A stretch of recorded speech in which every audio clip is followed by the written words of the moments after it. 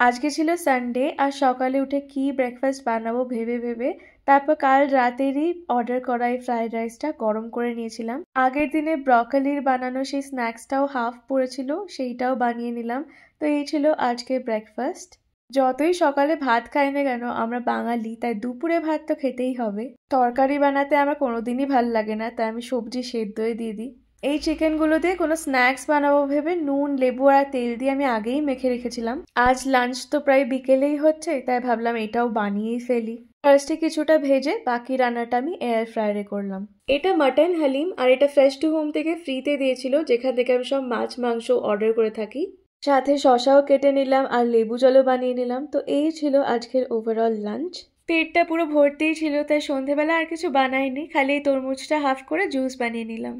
প্রথমবার আমি এরকম কুলচা দেখলাম যেটা ব্রেড ফরম্যাটে পাওয়া যাচ্ছিল, তাই ভাবলাম একবার টেস্ট করে দেখি কিরম হয়। এটার সাথে সাইড ডিশগুলো অর্ডার করে নিয়েছিলাম। এখানে ছিল চিকেন রেশমি বাটার মশালা আর একটা কাবাব। এই দিয়ে ডিনার সারলাম। এবার দেখা হবে তোমাদের সাথে কালকের ভিডিওতে। বাই।